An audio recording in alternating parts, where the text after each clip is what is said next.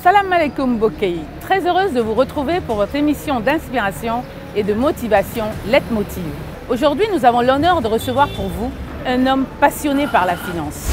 Après avoir eu plusieurs années aux États-Unis et au Sénégal, M. Lamine Baké décide en 2009 de créer l'Institut africain de finance islamique, qui est le premier institut de ce genre dans la zone CEDEAO. Pionnier dans la formation et le conseil sur la finance islamique en Afrique, vous saurez tout sur le parcours de cet homme brillant. Leitmotiv avec M. Lamine Baké, c'est tout de suite après la pub.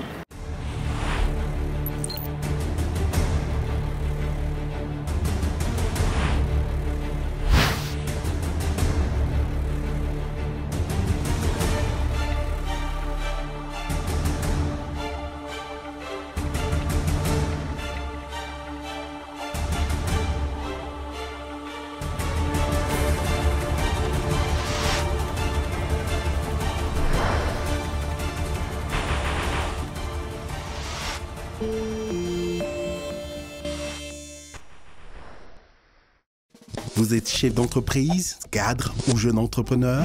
Votre parcours et votre histoire peut inspirer ou motiver la jeunesse africaine. Participez à votre émission Leitmotiv sur 2STV et partagez votre expérience avec ceux qui en ont besoin. Infoline 78 245 57 72. Leitmotiv. Nous avons tous besoin d'une source d'inspiration.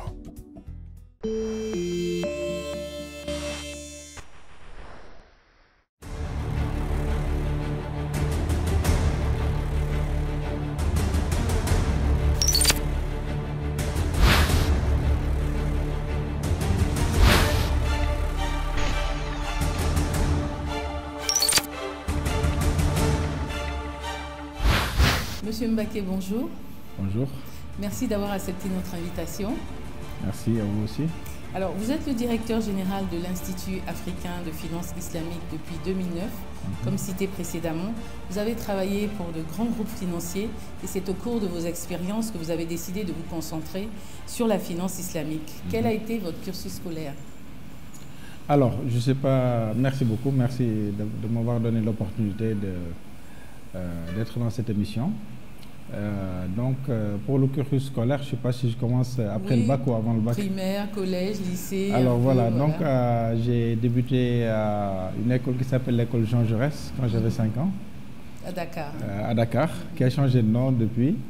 Et puis j'étais à l'école Gibraltar à Dakar où j'ai eu mon certificat d'études. Après j'étais au lycée Blaise Diagne où j'ai eu mon baccalauréat en 1986 quand j'avais 18 ans. Alors, quel genre d'élève étiez-vous au collège, au lycée? Je pense que globalement, j'étais un bon élève. Je pense que je faisais partie des 5 premiers pendant tout mon cursus. J'aimais beaucoup jouer au basket. Oui, vu votre taille, c'est normal. Voilà, c'est ça, mais rien de particulier à part ça. Et donc, vous avez fait quelle filière pour le bac? J'ai fait la série D. Scientifique. Voilà, et j'ai continué aussi dans les séries scientifiques après. Alors, votre baccalauréat en poche, saviez-vous dans quel domaine vous vouliez poursuivre vos études? Alors, c'était un peu flou dans ma tête parce que là, j'avais un très bon background littéraire. J'étais très bon en français et en anglais. J'avais toujours les premières notes en français et en anglais. Et en même temps, je voulais faire des études scientifiques. D'accord. Donc, je me cherchais un peu pour savoir est-ce que je vais carrément être un scientifique ou bien un littéraire. Et finalement, j'ai trouvé la bonne formule parce que je faisais, après mon bac en France, quelque chose qui s'appelait mathématiques, informatique et sciences sociales. Oh ben finalement, vous êtes resté un peu dans le scientifique. Voilà, dans le scientifique, et ça, c'était l'équivalent de... En ce moment, il y avait une filière qui s'appelait maths physique. C'était le même niveau de maths, mais la physique, on le remplaçait par l'économie et les sciences sociales. Et vos parents vous ont pas un peu influencé dans ce que vous vouliez faire, non? Pas trop. En fait, je pense que j'étais très indépendant. Vous saviez déjà ce que vous vouliez. Voilà. Je gérais mes propres affaires, même quand j'avais le certificat, le bac, j'ai pris l'habitude très tôt de... Alors après le bac, vous décidez de faire quoi? Alors après le bac, j'ai décidé de faire des maths et de l'informatique. Mais en même temps aussi, j'avais une passion pour l'économie et la finance. Donc je suis parti en France, à Lille, à l'université de Lille 1, où j'étais inscrit à une filière qui s'appelait mathématiques, informatique et sciences sociales, qui était une nouvelle filière. D'accord. Et où j'ai eu mon DUG. Après le DUG, on avait le choix de faire soit une licence de mathématiques, soit une licence d'informatique ou bien une licence en sciences sociales, en économie. Alors, une fois en possession de tous ces diplômes, aviez-vous un secteur de préférence dans lequel vous vouliez évoluer ou bien avez-vous juste sauté sur la première occasion qui s'est présentée à vous? Parce qu'après le DUG, vous avez continué ou vous avez...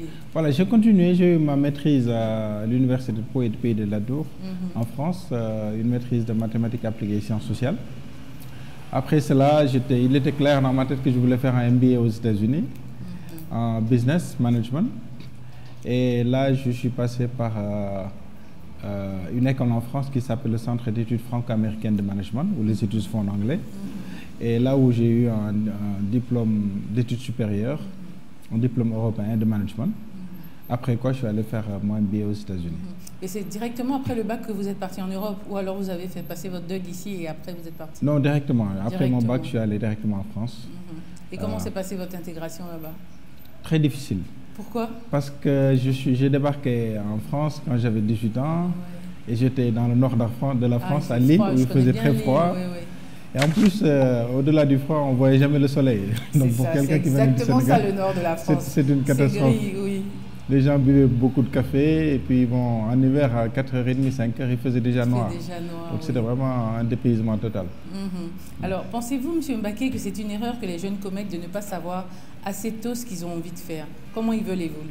Bon, je pense que ce n'est pas une erreur. Je pense que jusqu'à peut-être la fin des études en licence, maîtrise, on n'a pas forcément une visibilité de ce qu'on veut faire. Moi, ce que je conseille aux jeunes, c'est d'essayer de performer dans les filières où ils ont le plus d'aptitude, de faire ce qu'ils aiment et ce qu'ils savent bien faire. Et je pense qu'au fur et à mesure, ils peuvent savoir ce qu'ils veulent faire. Il y a des jeunes qui ont la chance de savoir tout ce qu'ils veulent faire, mais ce n'est pas tout le temps le cas. Tout à fait. Alors donc, après l'Europe, vous partez aux États-Unis, c'est bien ça? Voilà, parce que quand j'étais en France, depuis ma deuxième et troisième année, j'allais en vacances aux États-Unis. Ah d'accord. À partir de la France, donc j'ai visité les États-Unis et j'avais déjà vu que je voulais faire... Vous avez aimé, oui. Voilà, et j'avais déjà défini que je voulais faire un MBA, un Master of Business Administration, qui était très populaire en ce moment en France, qui était un diplôme américain et qui n'était pas très répandu en France ou en Afrique. Alors vous arrivez aux États-Unis et vous reprenez, donc vous continuez vos études en fait? Ou alors vous travaillez directement? Non, j'ai continué mes études. En fait, le diplôme de management que j'ai fait en France, c'était en coopération avec des universités américaines. D'accord. Donc on commençait déjà à faire nos études en anglais. C'est des professeurs américains qui nous enseignaient. Et quand on est parti aux États-Unis, c'était un peu une continuité. Ah oui, donc déjà vous n'aviez pas de problème au niveau de la langue? Voilà, parce qu'en fait, pour être intégré au CFAM en ce moment, il fallait faire le TOEFL, le GMAT, tous les tests qu'on fait aux États-Unis. Donc moi, je les ai fait en France. Mais ce n'était pas un problème parce que depuis que j'avais 20 ans, 21 ans, chaque année, je passais 3 mois aux États-Unis. Et donc, voilà, donc je suis déjà Alors imprégné. donc, vous décidez d'intégrer le milieu professionnel et c'est aux États-Unis que vous obtenez votre premier travail. Voilà. Comment s'est passée votre première expérience professionnelle? Racontez-nous un peu donc tout ce qui s'est passé aux États-Unis et après comment vous avez intégré le milieu professionnel. Voilà, c'est très intéressant parce que quand j'ai fini mon MBA, en ce moment dans l'État de Virginie, le MBA était très populaire aux États-Unis et donc on avait beaucoup de sociétés, des grandes structures qui venaient dans les campus pour interviewer les étudiants. Et donc j'ai interviewé avec plein de grandes structures. Et j'avais décidé que je voulais rester dans l'État de Virginie parce que j'avais fait mes études, je m'étais bien installé, je connaissais du monde et tout. Et vous aviez paradoxalement, déjà tous vos repères, quoi. J'avais mes repères et j'étais vraiment très à l'aise là-bas. Et ce qui s'est passé, c'est que l'entreprise, il y a une entreprise avec qui j'ai travaillé après, qui était une grande chaîne de magasins aux États-Unis. Ils ont sélectionné peut-être à peu près plus de 200 personnes pour prendre en deuxième interview peut-être moins d'une dizaine, une quinzaine de personnes. Et je faisais partie. Et donc en recevant la lettre comme quoi j'étais sélectionné pour le deuxième interview, j'avais dit systématiquement j'y vais pas parce que c'était dans l'État de Tennessee. Ah d'accord, vous vouliez rester toujours en Virginie? Je voulais rester en Virginie, mais en lisant la lettre, j'ai vu que l'entreprise proposait d'envoyer son jet privé pour venir nous prendre pour aller dans une deuxième interview. Alors là, et là, ça vous a boosté. Alors là, j'ai dit, donc j'y vais quoi, si c'est un jet privé. C'est intéressant. C'est pas mal ça. Voilà. Alors, vous arrivez et puis on était à Hilton aussi, dans la lettre, on a dit on a mis le jet privé de l'entreprise qui vous prend, après vous êtes à Hilton, et ainsi de suite. Alors là, je dis j'y vais quoi. Alors vous arrivez donc dans le Tennessee, comment ça se passe? C'est très intéressant parce que Tennessee, c'est dans le sud des États-Unis, donc qui sont un peu particuliers, une culture particulière. Vous connaissez l'histoire du sud des États-Unis. Mais ce qui est intéressant, j'étais recruté dans un programme de management training. Un programme de management training, c'est des étudiants, des gens qui sont sélectionnés, qui ont une formation un peu fast-track pour aller rapidement, pour être les futurs managers de la société. Okay. Et donc, on était vraiment les choyés. Vous étiez vraiment dans de bonnes conditions. Dans de bonnes conditions, les meilleurs, quoi. Et là, c'était très intéressant parce que déjà, il y avait un choc culturel avec l'État du Tennessee, qui n'avait rien à voir avec la Virginie. Mais aussi qu'on était mis dans un programme où vous voyez tout dans l'entreprise, qui avait peut-être plus de 200 magasins aux États-Unis. Wow. Et là, on faisait travailler à tous les niveaux de l'entreprise pour pouvoir acquérir des compétences qui nous permettent d'être manager très rapidement. Et vous restez dans le Tennessee combien de temps? Le Management Training Programme, le programme durait 4 mois. Donc, on a resté 4 mois intensifs. On travaillait dans les magasins. Sur le terrain, on voyait les vice-présidents, on travaillait dans les départements de comptabilité, des départements financiers, départements dans les centrales d'achat. On nous faisait vraiment tourner en fait dans partout. Tous les postes. Donc on passait une semaine ici, 2 semaines là-bas. Le matin, on était avec le PDG de la société qui avait son jet privé et qui nous donnait des conseils pendant 15 minutes. Donc vraiment, c'était super intéressant. Et alors après, donc, vous décidez de rentrer au Sénégal. Pourquoi vous n'êtes pas resté? Alors, c'est une bonne question, parce que j'avais de grosses opportunités, parce qu'après le Management Training Programme, on nous a placés 4 mois après dans des entreprises. On avait des positions de management, mais l'avantage qu'on avait, c'est qu'on progressait très rapidement. Et donc, au bout de 2 ans, 2 ans et demi, 3 ans, j'étais déjà dans la centrale d'achat. Et je faisais partie des acheteurs.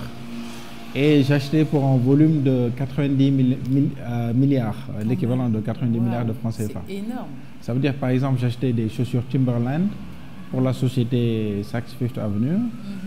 Et sur une commande parfois, en ce moment, c'était dans les années 97, j'ai passé une commande d'$1 million. Donc c'était assez costaud. Mais ce qui était intéressant, c'est que malgré ce volume, j'étais dans un petit cube.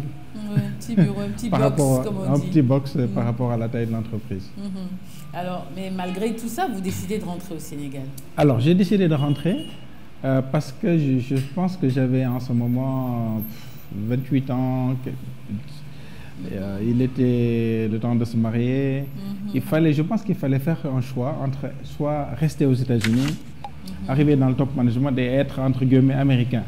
Même si je suis sénégalais. Mais il y a d'autres Sénégalais quand même là-bas, vous n'étiez pas le seul. Il y a des Sénégalais, mais bon, aux États-Unis, je pense que quand on est dans ce qu'on appelle le corporate America, dans les entreprises américaines, on ne fait que travailler. On travaille du matin au soir, on gagne de gros salaires.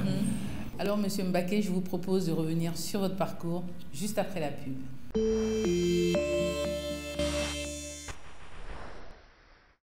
Vous êtes chef d'entreprise, cadre ou jeune entrepreneur? Votre parcours et votre histoire peut inspirer ou motiver la jeunesse africaine. Participez à votre émission Leitmotiv sur 2STV et partagez votre expérience avec ceux qui en ont besoin. Infoline 78 245 57 72. Leitmotiv. Nous avons tous besoin d'une source d'inspiration.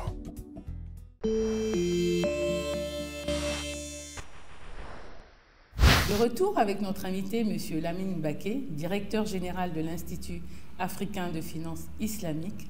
Nous profitons de cette occasion, M. Mbaké, pour faire un grand coucou à tous les habitants de la ville de Touba au Sénégal. Assalamu alaikum, mbokk yi ñu ngi nuyu waa Sénégal gi yëpp rawatina waa ñi dëkk Touba ak Darou Mousty ak réew mépp.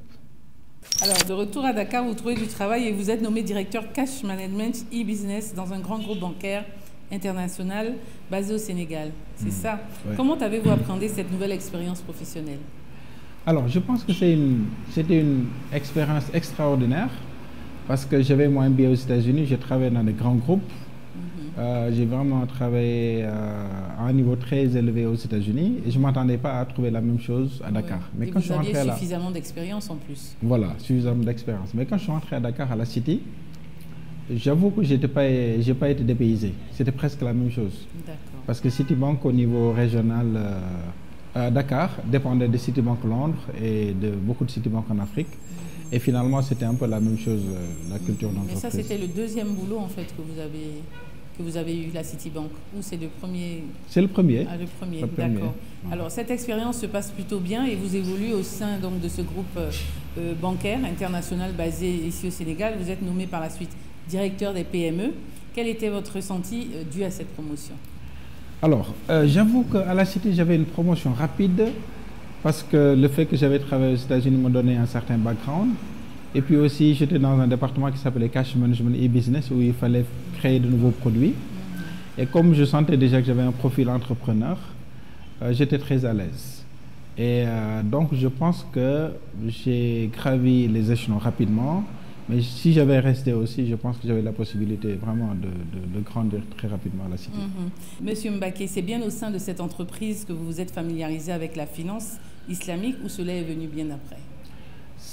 Vous avez raison, c'est à la City que j'ai découvert et que je me suis familiarisé parce que j'ai travaillé dans ce groupe où il y avait beaucoup d'ingénierie financière, où il y avait des bureaux à Londres qui nous aidaient à mettre en place des produits, où l'idée des meilleures pratiques, des best practices qui sont en vogue en ce moment était déjà courant et où aussi on avait un peu, presque une dizaine d'avance sur le reste de l'industrie par rapport à la finance.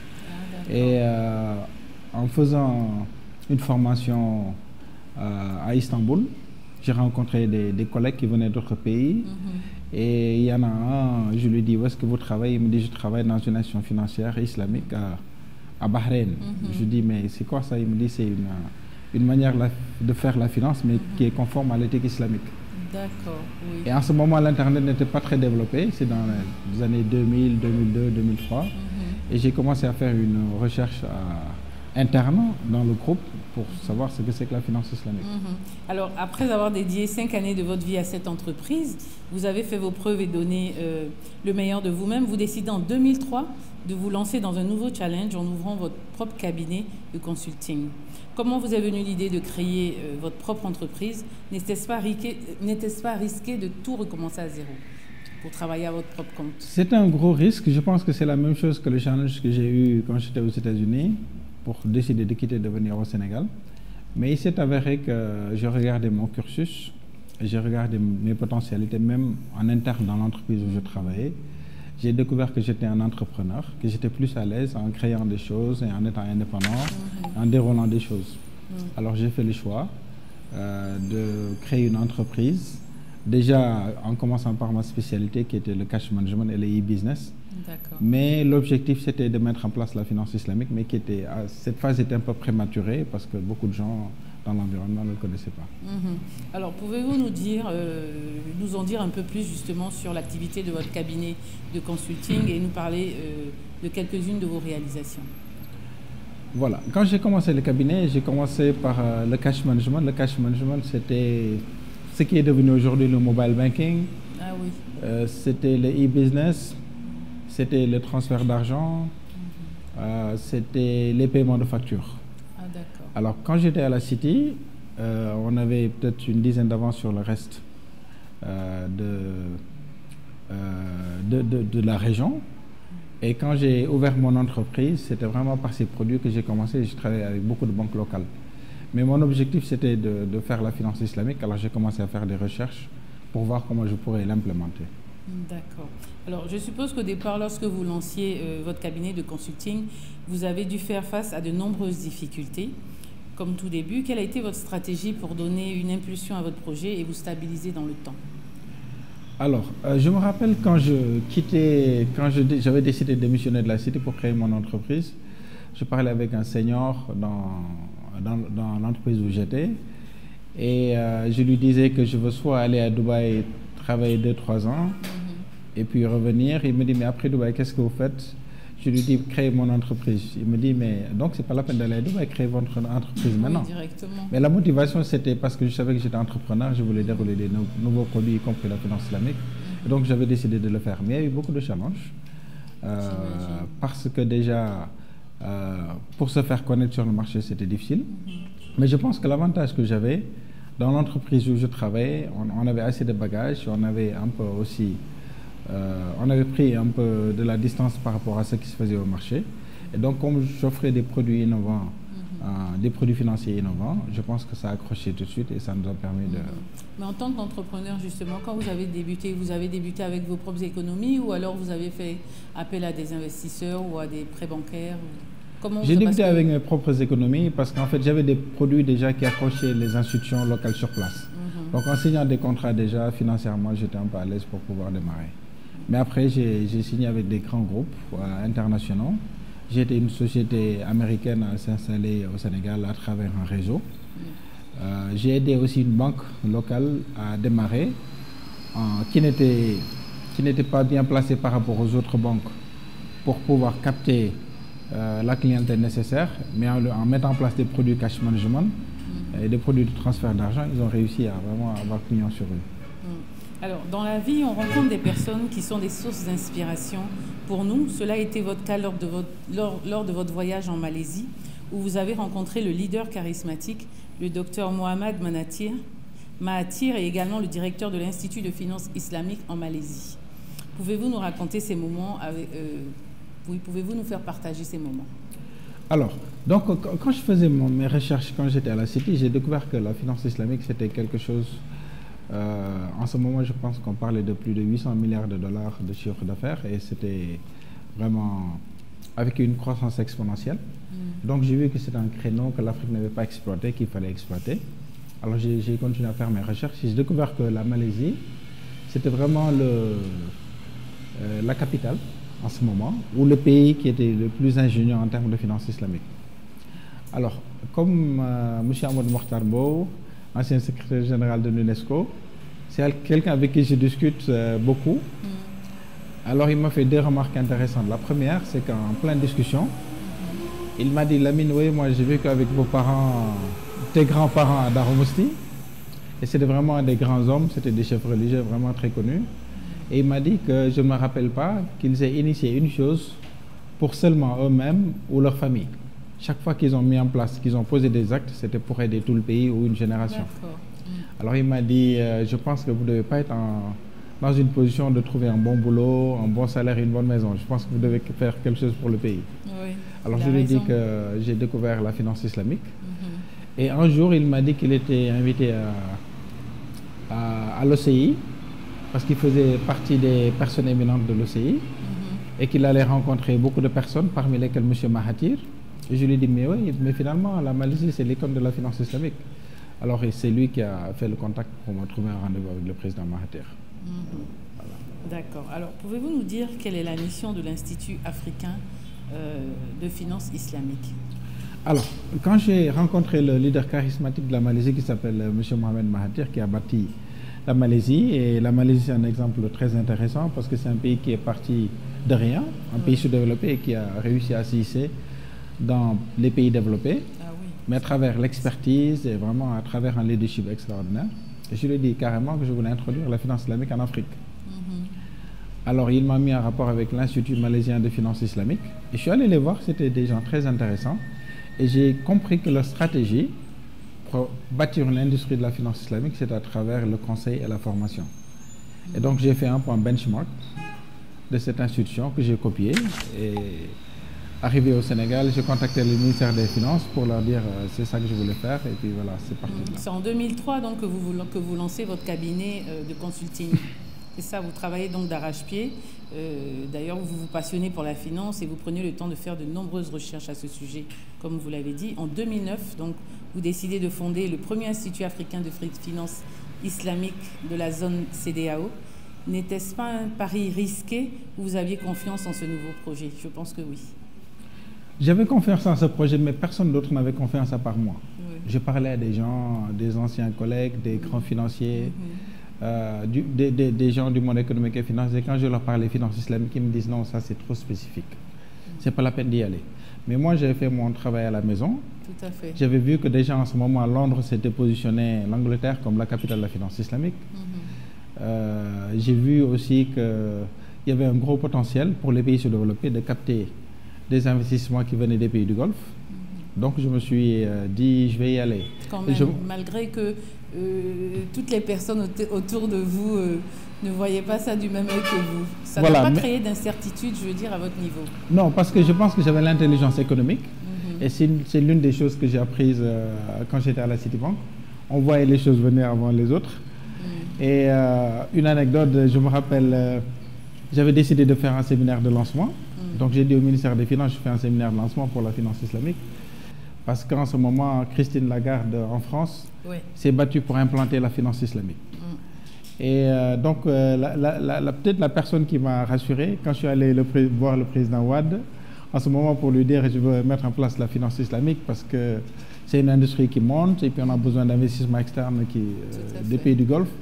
Il m'a répondu, vous prêchez en convaincu. Ah ben donc, tant mieux alors. Tant mieux. Voilà, alors pour vous parfaire et disposer d'un bon bagage technique, vous décidez en 2011 de suivre une formation avancée au Bahrain Institute of Banking and Finance, qui est classé meilleur institut de finance islamique. Pouvez-vous nous dire, Monsieur Mbaké, d'où vous êtes venu cette soif de connaissances dans le domaine de la finance islamique? J'avoue que c'était facile. J'avoue que j'avais touché le bon créneau. Parce qu'en fait, quand j'ai organisé le premier forum sur la finance islamique, le président de la République était là. Tous les pays de l'Union monétaire ouest-africaine avaient envoyé des représentants. Le président de la Banque islamique était là. La Banque mondiale avait envoyé un envoyé qui venait de Washington. Le FMI avait envoyé quelqu'un. Donc ça, c'est un signal fort pour dire que ça, c'est vraiment le bon créneau. C'est quelque chose qui va réussir. Et pendant le premier forum que j'ai organisé, où il y avait des ateliers en partenariat avec le ministère des Finances qui m'ont vraiment soutenu parce qu'ils ont compris que si Londres se positionne pour capter des fonds, a fortiori un pays avec une population de 95% de musulmans et en droit aussi d'essayer de capter ces fonds. Et à l'issue des ateliers du forum, avec le ministère des Finances, on a défini des axes pour développer cette industrie au niveau sous-régional. Et parmi ces axes, c'était la formation et les soukouk, ça veut dire faire un emprunt obligataire islamique. Le Sénégal en a fait un de 100 milliards et de 150 milliards. Et parmi beaucoup d'autres dispositions. Et parmi ces dispositions, donc, figurait la formation. Donc la Banque islamique développement a financé la formation. J'en ai profité pour renforcer mes connaissances. Au Bahrain Institute of Banking and Finance, qui a été classé vraiment meilleure institution. D'accord. Malheureusement, M. Mbaké, notre émission touche à sa fin. Nous donnons donc rendez-vous la semaine prochaine à tous nos téléspectateurs pour la suite de cette émission qui vous est consacrée. Que Dieu vous bénisse. Action! Salam alaikum. Donc, on y va. Salam alaikum, Boki. C'est l'heure du déjeuner, là. Action!